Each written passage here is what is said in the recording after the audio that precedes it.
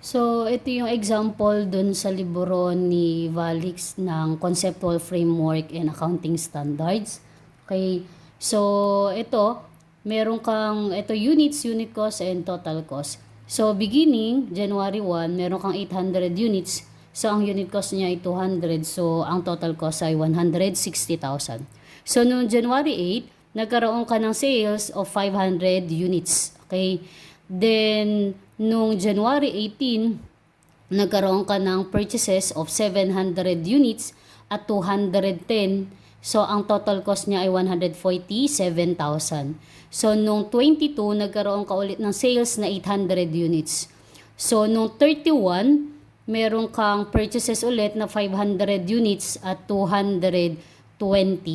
So, ang total cost niya ay 110,000. So, paano na ko yung total cost? Times lang to. 800 times 200, 160,000. 700 times 210 equals 147,000. 500 times 220 equals 110,000. Okay.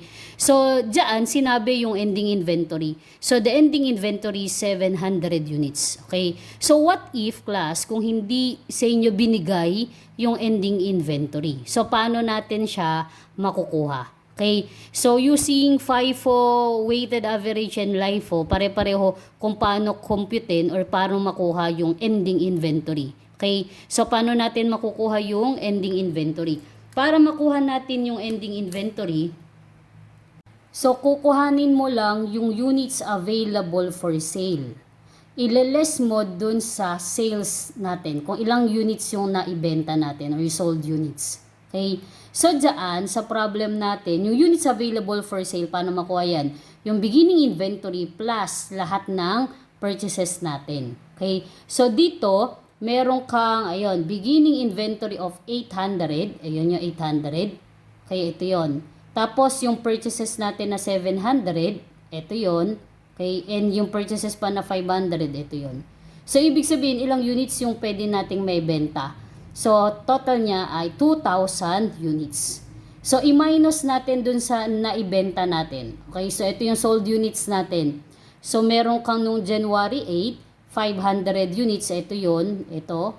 Okay. Then, yung January 22, 800 units, yon. So, kaya, dalawa lang naman yung sales natin dyan, 500 and 800. So, kaya ito yon. So, 500 plus 800 equals 1,300 units. Ito yung naibenta natin.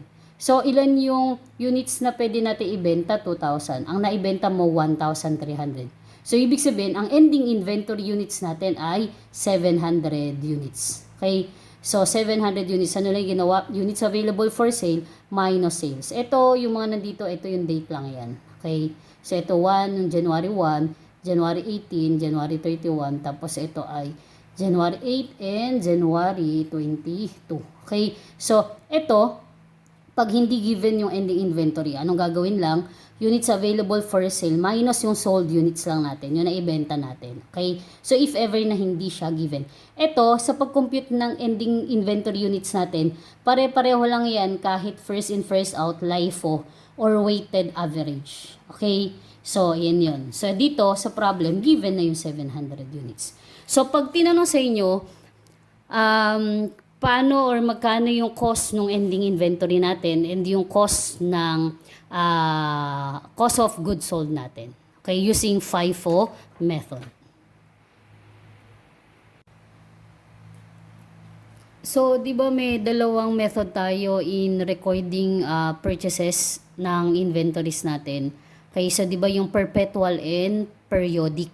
Okay, so but dito sa CFAS, ang diniscuss niya lang ay periodic.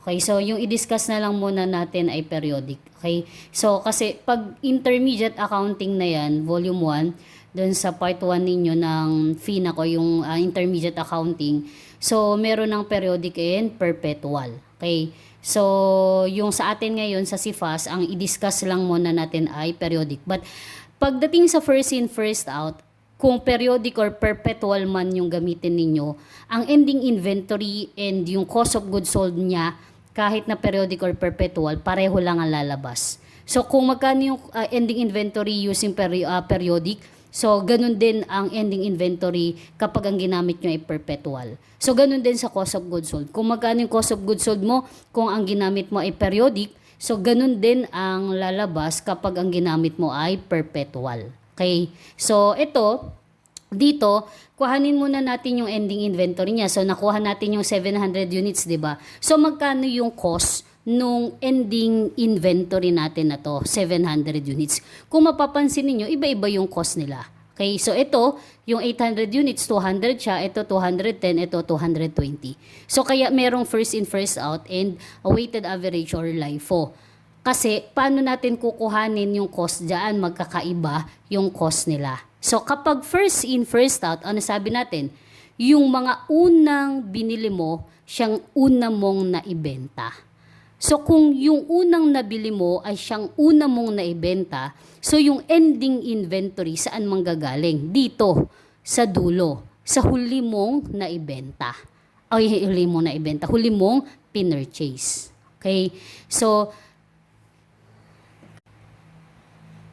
ganito lang yan guys, para makuha mo yung 700 units na ending inventory. So sinsabi natin, etong ending inventory saan manggagaling? Dun sa dulo mo, sa huli mong binili, pinurchase. So itong 700 units na to, saan natin siya una kukuhanin? Dito. So ang bilang niyan pa mula dito sa baba pataas. Okay, dito sa recent, dun papunta dun sa dulo, dun sa huli nating pinurchase or dun sa beginning inventory. Okay? So dito, kaya itong 700 units na to, so saan natin yung kukuhanin na cost dyan? So yung 700 na yan, galing yan dito sa 500 mo na pinurchase nung January 31. Magkano yung cost? 220. Eh ba't ang ending inventory mo ay 700 units? So kulang pa tayo ng 200. So saan susunod or saan natin kukuhanin yung cost ng 200 ng ending inventory units natin? So ito 500 nakuha na natin doon sa susunod na binili natin dito sa 700. So yung 200 na ending natin saan manggagaling? Dito sa 210 na cost per unit natin. Okay, so kaya pag kinumpute natin yung ending inventory, ito madali lang naman to class. Kaya pag kinumpute natin yung ending inventory, ganito. Okay, so yung 700, so 500, ito yon at 220, and 200 at 210. Ito yon.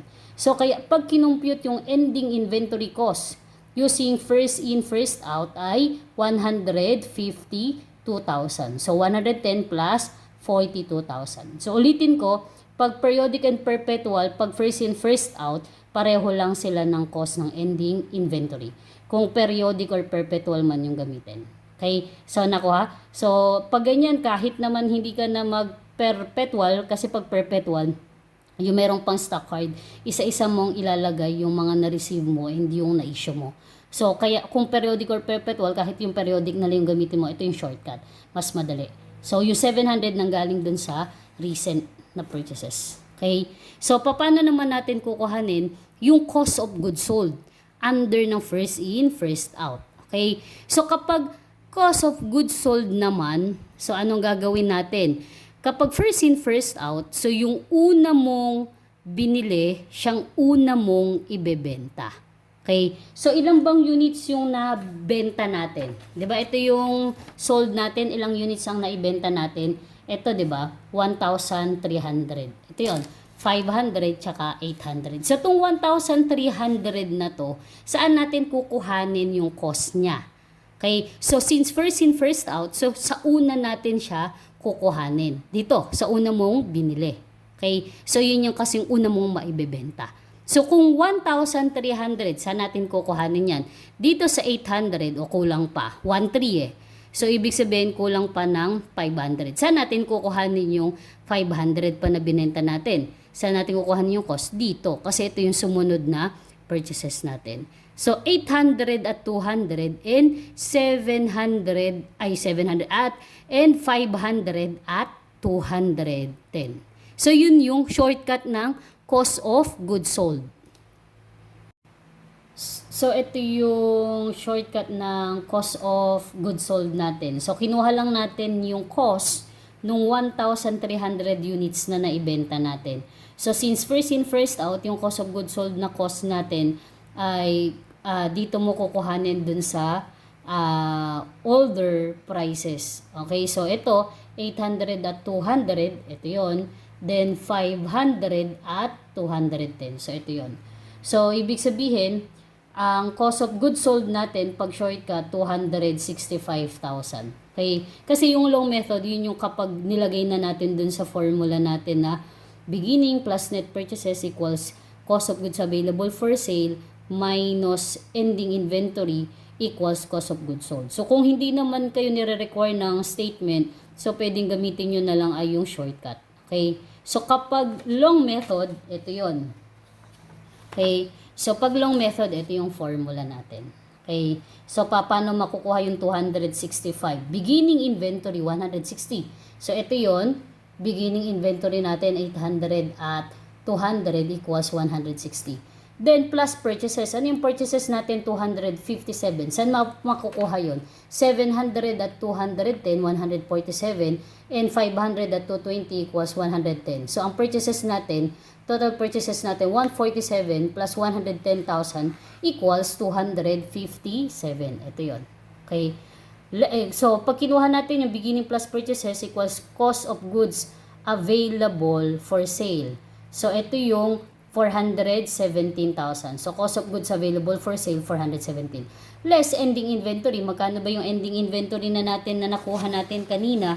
So, di ba ang ending inventory natin kanina ay 152. So, di ba ito yung ending inventory? 152. So, iless mo yung ending inventory, 152. So, ang cost of goods sold natin ay 265. So, pareho lang yan. Ito yung long method natin. Ito yung shortcut natin. Magkano makukuha din?